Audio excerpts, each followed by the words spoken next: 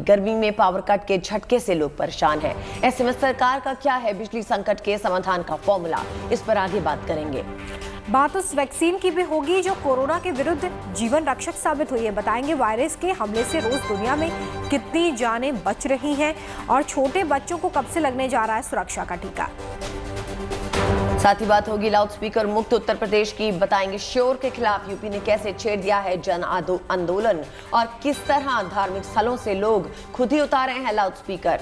इनकी तस्वीरें भी आपको दिखाएंगे। शुभ समाचारों में बात उस पहल की करेंगे जिसने मुंबई में सबका ध्यान अपनी ओर खींचा है। बताएंगे मुंबई की सड़कों पर कैसे दौड़ रही है काम के साथ सेहत की साइकिल। इससे जुड़ी एक खास रिपोर्ट आपके सामने होगी। बात चार धाम यात्रा की भी करेंगे जो 3 मई से शुरू होने वाली है। बताएंगे कैसी है इस बार महातीर्थ की महातैयारी। तो चलिए शुरू करते हैं शुभ समाचारों का इस सिलसिला।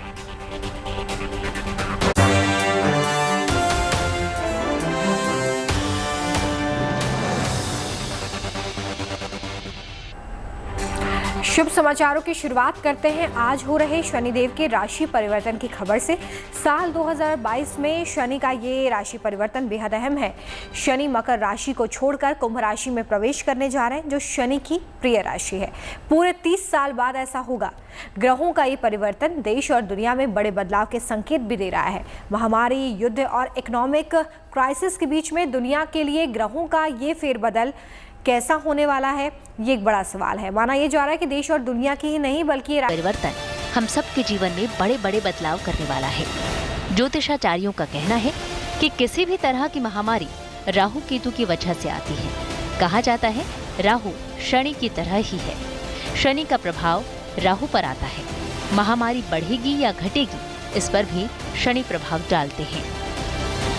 ऐसे में शनि के राशि परिवर्तन का महामारी पर क्या असर होगा, इस पर सबकी निगाहें टिकी हैं। ज्यादातर ज्योतिषाचार्यों का मानना है कि किसी भी तरह की महामारी राहु केतु की वजह से आती है। शनि का प्रभाव राहु पर आता है, तो क्या शनि के राशि परिवर्तन से दुनिया कोरोना से मुक्ति की उम्मीद कर सकती है? निश्चित तौर पर कोरोना पे असर होगा, देश दुनिया पे असर होगा, लेकिन बृहस्पति मीन राशि स्वराशि में होने की वजह से जो जीव कारक हैं बड़े शुभ स्थिति में है। भारतवर्ष की कुंडली पे 11वें भाव में है। निश्चित तौर पर इस बार जान माल की हानि नहीं होगी। देश और दुनिया में कोरोना वायरस के संक्रमण की रफ्तार फिर से बढ़ने लगी है। पिछले 24 घंटे में दिल्ली समेत देश के कई राज्यों में कोरोना मरीजों का आंकड़ा बढ़ा है। देश में पिछले 24 घंटे में कोरोना के 3,303 नए मामले सामने आए हैं, जिससे एक्टिव मरीजों की तादाद करीब 17,000 हो चुका है। बुधवार को दिल्ली में कोरोना के 1,367 नए मामले सामने आए। दिल्ली और हरियाणा में मामले लगातार बढ़ रहे हैं। कैम्ब्रिज विश्वविद्यालय ने अपनी रिपोर्ट में कहा है कि आने वाले 2-3 हफ्तों में कोरोना इन्फेक्शन अपने पीक पर होगा। कोरोना को लेकर आशंकाएं गहराती जा रही हैं। वहीं ज्योतिष के जानकारों का आकलन थोड़ा अलग है। ज्योतिषाचार्यों के मुताबिक किसी भी तरह की महामारी राहु और केतु की वजह से आती है और शनि का प्रभाव राहु पर आ रहा है और शनि भी रोग पीड़ा के कारक माने जाते हैं। लिहाजा महामारी के बढ़ने और घटने के लिए शनि की चाल को समझना होगा। ज्योतिष के जानकारों के मुताबिक 29 अप्रैल से अगस्त सितंबर तक कोरोना वायरस तेजी से फैलेगा, लेकिन इस बार ये ज्यादा खतरनाक नहीं होगा। कोरोना वायरस धीरे धीरे कमजोर होता जाएगा। 17 जनवरी को जब शनि पूर्ण रूप से कुंभ राशि में ठहराव के साथ पहुंचेंगे तब कोरोना खत्म होना शुरू हो जाएगा। कुंभ राशि मूल त्रिकोण की राशि के होने के साथ साथ शनि की वायु तत्व की राशि है, एरी साइन है। तो कोरोना है क्या?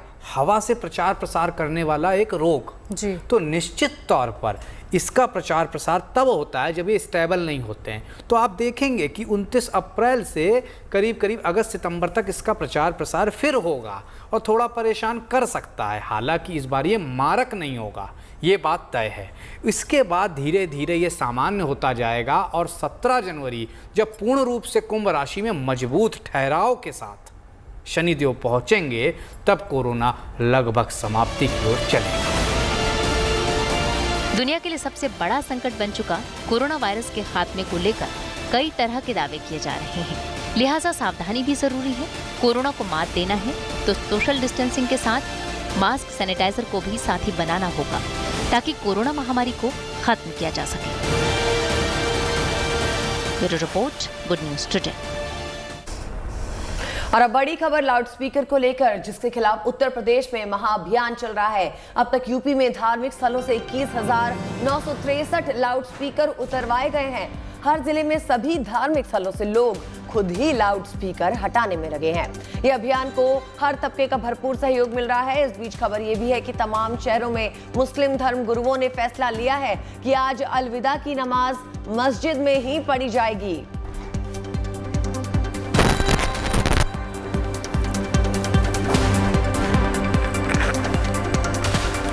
देखिए, लाउडस्पीकर को लेकर तमाम जगहों पर विवाद देखने के लिए मिल रहा है। यूपी में 21,000 से ज़्यादा लाउडस्पीकर उतरवा दिए गए हैं और अब तक 42,000 से ज़्यादा जगहों पर लाउडस्पीकर की आवाज़ को कम किया गया है। सबसे बड़ी बात तो यह है कि लाउडस्पीकर के खिलाफ अभियान में योगी सरकार को हर वर्ग का साथ मिलता हुआ, समर्थन मिलता हुआ नजर आ रहा है।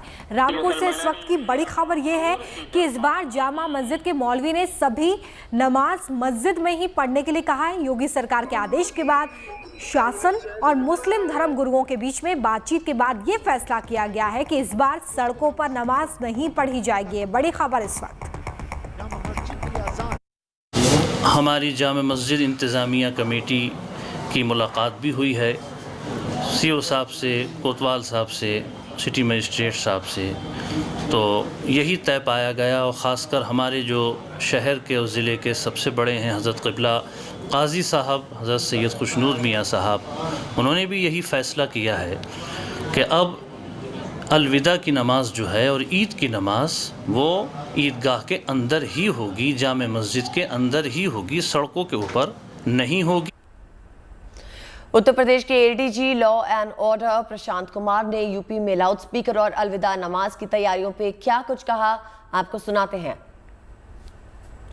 जो सबसे इसमें महत्वपूर्ण मुद्दा ये है कि कहीं भी कोई कठिनाई नहीं आ रही है और लोग माननीय हाई कोर्ट के आदेश को खुद ही कंप्लायंस कर रहे हैं और इसके लिए हम लोगों ने धर्मगुरुओं से लगातार संवाद किया है और संवाद से ही समाधान निकालने का प्रयास लगातार चल रहा है। जहाँ तक संख्या का प्रश्न है तो लगभग 42,000 ऐसे लाउड स्पीकर हैं जिसके वॉल्यूम कम हुए हैं और ऐसे 32,000 लाउड स्पीकर हैं जो कि हटाए गए हैं। ये सभी धार्मिक स्थलों से हटाए गए हैं कि कोई धर्म विशेष के धर्म स्थल से नहीं, और सबका इसमें अपार सहयोग मिल रहा है। और हम लोग का प्रयास यही है कि सभी धर्मगुरुओं और शांति प्रिय व्यक्तियों के साथ मिलकर जैसे पहले त्यौहार बीते हैं, आने वाले पर्व त्यौहार को भी हम लोग सकुशल संपन्न कराएं।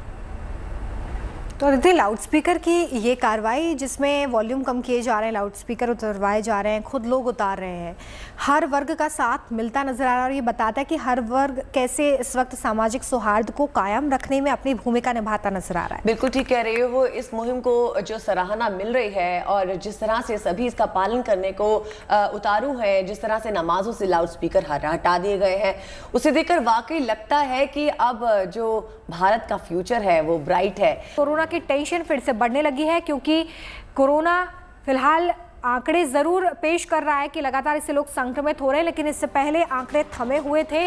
देश में बीते 24 घंटे में कोरोना का ग्राफ एक बार फिर से उछाल के साथ सामने आया है। 3,000 से ज़्यादा मामले दर्ज किए गए हैं। दिल्ली की बात की जाए तो यहाँ पर 1490 केसेस ने अलर्ट मोड पर ला दिया है दिल्ली को। हरियाणा में भी अचानक से कोरोना के मामले बढ़ने लगे हैं। कोरोना के पांव पसारने का ये ट्रेंड केवल भारत में नहीं है बल्कि यूरोप में भी नजर आ रहा है। जर्मनी में पिछले 24 घंटे में 1,24,000 से ज़्यादा नए मामले दर्ज किए गए हैं। यही हाल इटली का भी है जहां पर 88,000 नए केस से हड़कंप मच चुका है। अमेरिका भी इससे बेहाल है। 3 दिन में कोरोना के मामलों में 25% का उछाल दर्ज किया गया है। कोरोना के केसेस भले ही बड़े हों, लेकिन राहत की बात यह है कि भारत में टीकाकरण की तस्वीर तमाम बड़े देशों के मुकाबले बेहतर है। भारत अपने ज्यादातर वयस्कों को सुरक्षा की डोज दे चुका है और अब बारी छोटे बच्चों के टीकाकरण की है। आज छोटे बच्चों को टीकाकरण को लेकर NTAGI की अहम बैठक होने वाली है, जिसके बाद छोटे बच्चों को टीके का रोड मैप सामने आएगा।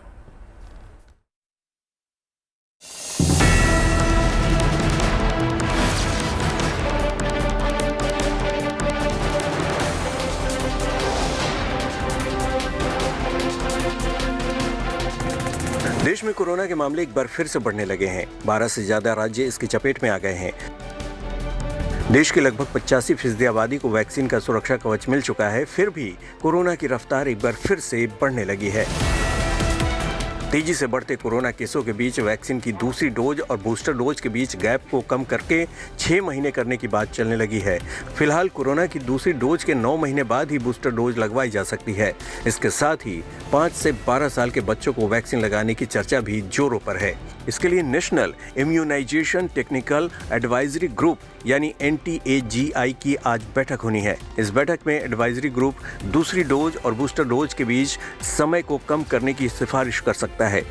5 से 12 साल के बच्चों को कोरोना का टीका लगाने पर भी फैसला किया जा सकता है।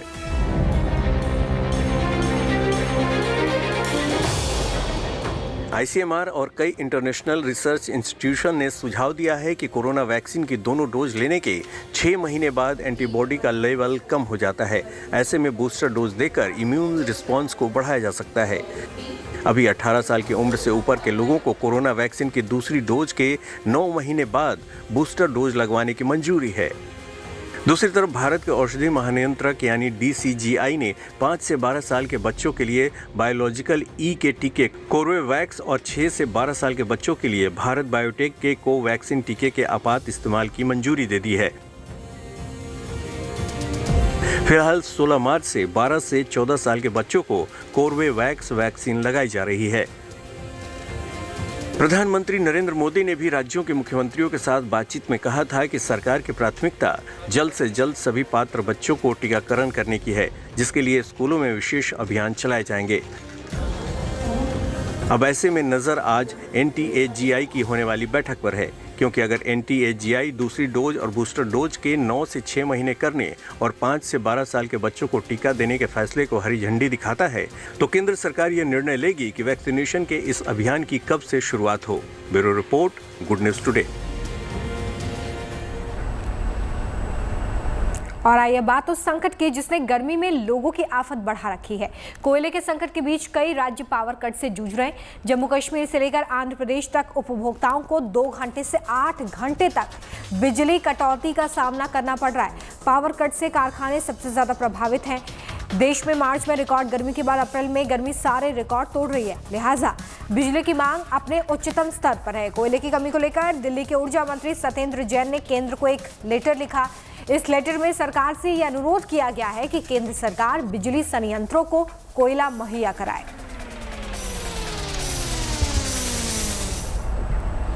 शहर शहर बिजली संकट की तस्वीरें आपने देख ली। अब आपको दिखाते हैं कि पावर कट पर केंद्रीय मंत्री और 4 राज्यों के ऊर्जा मंत्रियों का क्या कहना है। थर्मल पावर प्लांट्स में to be very specific 20 million ton लगभग 21 मिलियन टन अभी स्टॉक है। वो 10 दिन के लिए काफ़ी है। एवरेज मैं बोल रहा हूँ, कुछ दूर दराज के जो इलाका है उधर थोड़ा कम है। और हमारे कोल इंडिया कैप्टिव ये सब मिलके हमारे पास अभी 72 मिलियन टन का स्टॉक है। हमारी 100% प्रोडक्शन हमारे थर्मल्स कर रहे हैं, हम 50 नहीं कर रहे, पूरी तरीके से चला रहे हैं। इसके बाद आज के दिन हम 17% फालतू पावर दे रहे हैं, जो पिछले साल इस दिन दे रहे थे 17%। रिकॉर्ड पे चेक कर रहा हूँ, कल हमारी 33% फालतू, जो पिछले साल थी उससे हम 33% फालतू दे रहे हैं। अब कंजम्पशन बढ़ती जा रही है, तो उसके लिए हम किसानों को भी एग्रीकल्चर पे कोई कट नहीं लगा रहे, हम RDS पे कोई कट नहीं लग रहा। थोड़ा बहुत इंडस्ट्रीज में कट आया है, वो सब जगह ही आया है। कटौती जो है पहले सिर्फ गाँवों में थी, तो अब चूंकि बिजली की कमी है, ऐसी स्थिति में संभाग मुख्यालय पर रोजाना 1 घंटे की कटौती की जानी प्रस्तावित है। जिला मुख्यालय पर 2 घंटे की कटौती तथा नगरपालिका क्षेत्र या नगरीय जो क्षेत्र है वहाँ 3 घंटे की कटौती की जाएगी। उसमें 5000 से अधिक आबादी वाले जो बड़े कस्बे हैं वो भी शामिल है। मैं पिछले कुछ दिनों से अपनी जो विद्युत वितरण कंपनियां हैं उनकी समीक्षा कर रहा हूं। पिछले दिनों हमने 3 कंपनियों की समीक्षा किया, आज 2 कंपनियों की समीक्षा रखी है। मुख्य रूप से गर्मी के दिनों में बिजली की मांग बढ़ने के कारण जो हमारे समक्ष जो चुनौतियां हैं उन चुनौतियों को कैसे हम पूर्ण करें, कैसे हम उस पर खरे उतरें, जनता को कम से कम तकलीफ पड़े उस प्रयास में हम हैं। अब बात कुछ और खबरों की करते हैं। आपने कॉन्फ्रेंस रूम, मीटिंग रूम तो बहुत देखे होंगे, लेकिन आज हम आपको एक बेहद अनोखे और बेहद खास कॉन्फ्रेंस रूम दिखाने जा रहे हैं जो स्क्रैप से तैयार किया गया है, जिस पर बैठकर आप अहम मीटिंग के साथ अपनी सेहत का भी पूरा ध्यान रख सकते हैं। देखिए।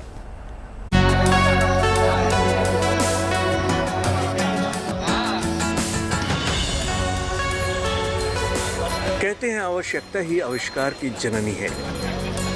ये कहावत इन तस्वीरों को देखकर सही भी साबित होती है। दरअसल भागदौड़ से भरी इस जिंदगी में अक्सर लोग अपनी सेहत पर ध्यान नहीं दे पाते। एक तरफ ऑफिस की टेंशन तो दूसरी तरफ आगे बढ़ने का जुनून, न सेहत का ध्यान न ही स्वास्थ्य की चिंता। लेकिन अब ये चलता फिरता कॉन्फ्रेंस रूम आपकी सेहत का भी ध्यान रखेगा और आपकी जरूरी मीटिंग्स का भी। जिस तरीके से इस गाड़ी को डिजाइन किया गया है, इस गाड़ी को आप देखिए लोगों की हेल्थ को मद्देनजर रख के डिजाइन किया गया है। आप इस साइकिल या हम गाड़ी कह सकते हैं, इसको खुद आपको ऑपरेट करना होता है। सेल्फ ऑपरेटेड है, इसमें कोई इंजन नहीं लगा है। ये साइकिल के हिसाब से, साइकिल के मैकेनिज्म के हिसाब से चलती है। आप पूरी मुंबई में इस साइकिल को लेकर घूम सकते हैं। तकरीबन 6 सीट जो है वो यहाँ बनाई गई हैं। 6 लोग बैठ सकते हैं, अपना खाना इस पे खा सकते हैं, कॉन्फ्रेंस करना चाहे तो कॉन्फ्रेंस कर सकते हैं। यानी एक तरफ आपकी जरूरी मीटिंग और कॉन्फ्रेंस भी हो जाएगी तो दूसरी तरफ आपकी सेहत के लिए जरूरी वर्कआउट भी हो सकेगा। अश्विन दमानी नाम के एक शख्स ने इस अनोखे कॉन्फ्रेंस रूम को स्क्रैप से तैयार किया है। आदमी नेचुरल क्लाइमेट में काम करता है, आदमी मिलजुल के काम करता है और आदमी मोबिलाइज भी साइमल्टेनियसली हो सकता है। ये कॉन्सेप्ट से मैंने ये साइकिल बनाई है। इसे चलाने के लिए ना तो पेट्रोल की जरूरत है और ना ही डीजल की। अगर कुछ जरूरी है तो वो है आपकी सेहत, और इस खास मीटिंग रूम में बैठकर आपकी सेहत भी बेहतर हो जाएगी। लोगों की हेल्थ इससे ठीक रहती है। प्लस इसमें ना पेट्रोल है, ना डीजल है, ना बाकी कोई चीजें हैं, सिर्फ सेल्फ ऑपरेटेड है। इससे वातावरण भी जो है वो ठीक रहेगा। कैमरामैन साहिल के साथ पारस दामा, गुड न्यूज टुडे। और अब बात चार धाम यात्रा की, जो 3 मई से शुरू होने जा रही है। इस बार पवित्र यात्रा श्रद्धालुओं के लिए आरामदायक हो, इसके लिए खास इंतजाम किए गए हैं। यात्रा की तैयारियों पर उत्तराखंड के राज्यपाल और मुख्यमंत्री खुद नजर बनाए रखे हैं।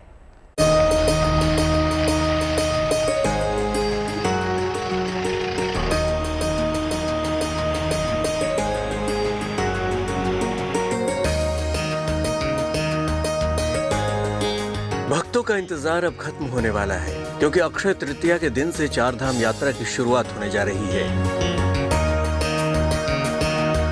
3 मई यानी अक्षय तृतीया को गंगोत्री और यमुनोत्री धाम के कपाट खुल जाएंगे, जबकि केदारनाथ धाम के कपाट 6 मई को और बद्रीनाथ धाम के कपाट 8 मई को श्रद्धालुओं के लिए खोले जाएंगे।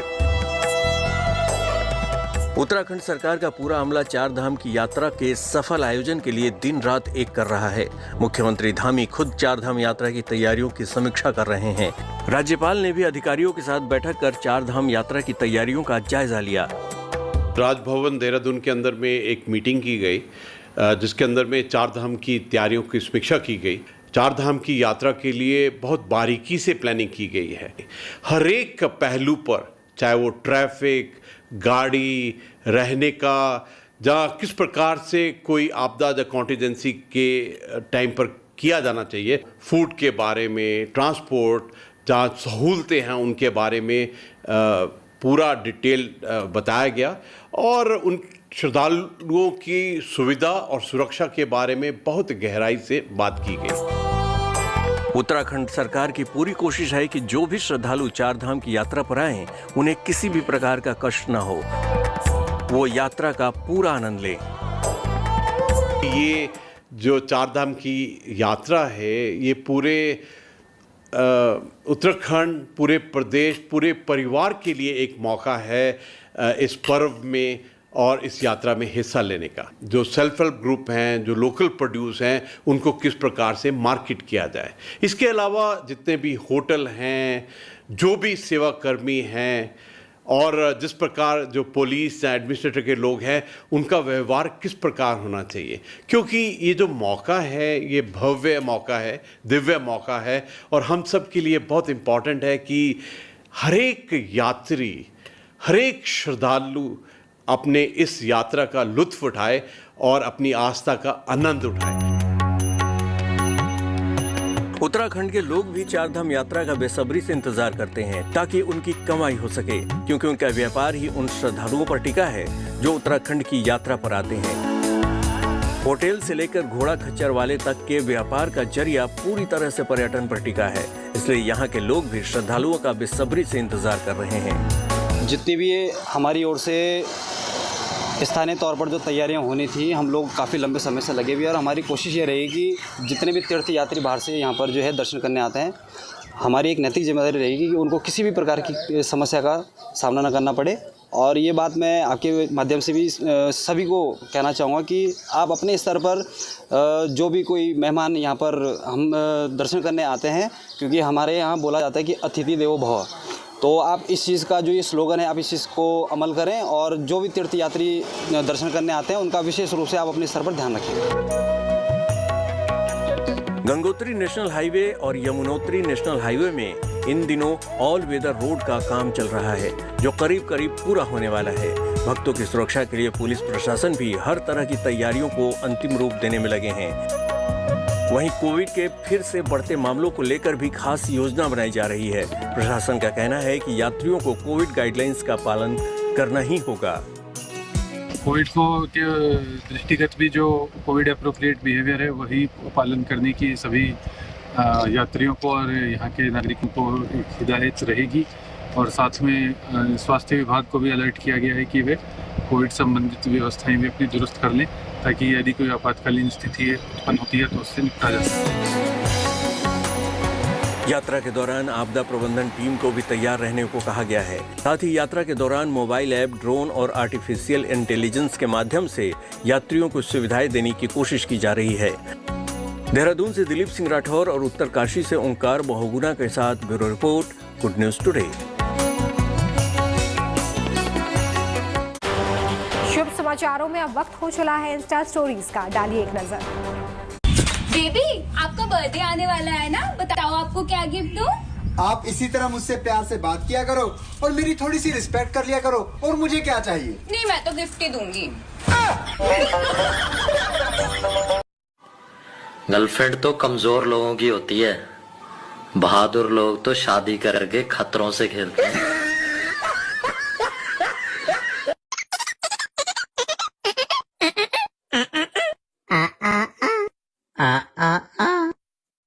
अजीब जानवर है, कितना भी खाए भूखा ही रहता है। देखा देखा ऐसा लगता है, आपको मैं नहीं जानती। अरे मुझे तुम भूल गई, मैं तुम्हारा पड़ोसी हुआ करता था, याद नहीं? मेरे घर में बड़े सेलिब्रिटी आते थे। हाँ हाँ हाँ, मुझे कुछ भी याद नहीं आ रहा। मैंने आपकी पिक्चर का प्रोमो देखा, मेरे को बहुत अच्छा लगा। इनकी पिक्चर नहीं आ रही है, इनकी बुक आ रही है। हाँ, मैंने आपकी बुक का प्रोमो देखा, मेरे को बहुत। बुक का प्रोमो कहाँ होता है? बुक का ट्रेलर होता है कोई? तो मैंने ऐसा क्या देखा जो मेरे को अच्छा लगा। वक्त तो चला है शुभ समाचार में आपसे विदा लेने का। अच्छी और सच्ची खबरों के लिए आप देखते रहिए गुड न्यूज टुडे। नमस्कार।